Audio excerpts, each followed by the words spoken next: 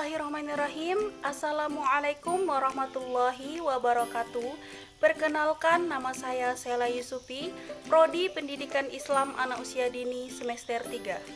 Pada kesempatan kali ini, saya akan mempresentasikan tentang profesionalisme guru dalam mengelola lingkungan belajar. Untuk memenuhi salah satu tugas mata kuliah, pengelolaan lingkungan belajar anak usia dini dengan dosen pengampu Hasni Hasan ST MPD. Baiklah teman-teman, yang pertama saya akan menjelaskan kata profesional terlebih dahulu. Kata profesional menunjukkan bahwa seorang guru adalah sebuah profesi, yang mana bagi guru seharusnya menjalankan profesinya dengan baik. Menurut Kamus Besar Bahasa Indonesia, profesi adalah bidang pekerjaan yang dilandasi pendidikan keahlian, keterampilan, kejuruan, dan sebagainya. Profesional sangat bersangkutan dengan profesi yang mana memerlukan kepandaian khusus untuk menjalankan dan mengharuskan adanya pembayaran untuk melakukannya. Nah, teman-teman, dari pengertian tersebut tersirat bahwa profesi digunakan untuk teknik prosedur intelektual yang harus dipelajari secara sengaja sehingga dapat diterapkan untuk kemaslahatan orang lain. Selanjutnya, seorang pekerja profesional dapat dibedakan dari seorang amatir, walaupun sama-sama menguasai sejumlah teknik dan prosedur kerja tertentu. Seorang pekerja profesional harus memiliki filosofi untuk menyikapi dan melaksanakan pekerjaannya. Nah, Burhanuddin Salam menyebutkan ciri-ciri profesi. Yang pertama, adanya pengetahuan khusus. Nah, yang kedua, adanya kaidah atau standar moral yang tinggi. Yang ketiga, mengabdi kepada kepentingan masyarakat. Yang keempat, ada izin khusus untuk melaksanakannya. Yang kelima, biasanya menjadi anggota dari suatu organisasi profesi. Selanjutnya, ada pengelolaan lingkungan belajar. Nah, kelas merupakan tempat guru dan siswa melaksanakan PBM. Nah, apa sih itu PBM?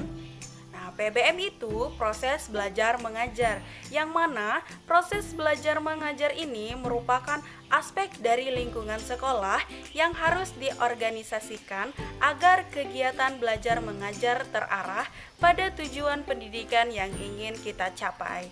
Nah, menurut Suwardi dan Manulang, istilah pengelolaan kelas terdiri dari dua kata, yakni kata pengelolaan dan kata kelas. Kata pengelolaan memiliki makna yang sama dengan manajemen. Manajemen di sini berarti sebagai seni dan ilmu perencanaan, pengorganisasian, penyusunan, pengarahan, dan pengawasan pada sumber daya manusia. Selanjutnya yaitu pengertian kelas. Kelas merupakan sekelompok orang yang melakukan kegiatan belajar bersama yang mendapat pengajaran dari guru. Soeharmi menyebutkan bahwa kelas berarti sekelompok siswa dalam waktu yang sama menerima pelajaran guru yang sama. Kedua pengertian tersebut, kelas dapat diartikan pada kelompok orang. Secara sederhana, pengelolaan kelas berarti kegiatan pengaturan kelas untuk kepentingan pengajaran. Nah, sedangkan menurut Mulyasa, pengelolaan kelas merupakan keterampilan guru untuk menciptakan iklim pembelajaran yang kondusif dan mengendalikannya jika terjadi gangguan dalam pembelajaran. Nah, dari beberapa pendapat tersebut, maka disimpulkan bahwa pengelolaan kelas merupakan keterampilan atau seni yang direncanakan guru pendidikan agama Islam dalam organisasi untuk menciptakan pembelajaran yang kondusif, memberikan pengarahan dan pengawasan agar terlaksana proses belajar mengajar. Selanjutnya, bagaimana sih peran seorang guru dalam mengelola kelas? Nah, pengelolaan kelas merupakan keterampilan guru untuk menciptakan dan memelihara kondisi belajar yang optimal. Dengan kata lain, kegiatan-kegiatan untuk menciptakan dan mempertahankan kondisi yang optimal bagi terjadinya proses belajar mengajar. Suatu kondisi belajar yang optimal dapat tercapai jika seorang guru mampu mengatur siswa dan sarana pengajaran serta mengendalikannya dalam suasana yang menyenangkan untuk mencapai tujuan pengajaran. Selanjutnya, dalam peran sebagai seorang guru, pengelola kelas hendaknya mampu mengelola kelas sebagai lingkungan belajar serta merupakan aspek dari lingkungan sekolah yang perlu diorganisasi. Lingkungan ini diatur dan diawasi agar kegiatan-kegiatan belajar terarah kepada tujuan-tujuan pendidikan. Nah, pengawasan terhadap lingkungan belajar itu turut menentukan sejauh mana sih lingkungan tersebut menjadi lingkungan yang baik. Nah, lingkungan yang baik itu yang bersifat menantang dan merangsang siswa untuk belajar, memberikan rasa aman dan kepuasan dalam mencapai tujuan.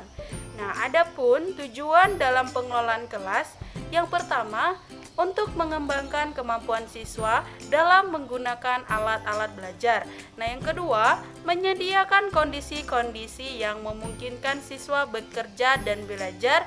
Nah, yang ketiga, membantu siswa untuk memperoleh hasil yang diharapkan. Selanjutnya, apa saja sih kegiatan-kegiatan guru dalam mengelola kelas yang baik? Nah, yang pertama, menyusun kelasnya dengan baik. Yang kedua, menyusun jadwal pelajaran. Yang ketiga, merencanakan aktivitas kelas bagi murid dengan bimbingan guru. Yang keempat, guru dalam melaksanakan tugas harus terlebih dahulu mempersiapkan diri dengan bahan-bahan pelajaran sebelum berdiri di depan kelasnya. Yang kelima, guru menciptakan situasi kelas yang baik.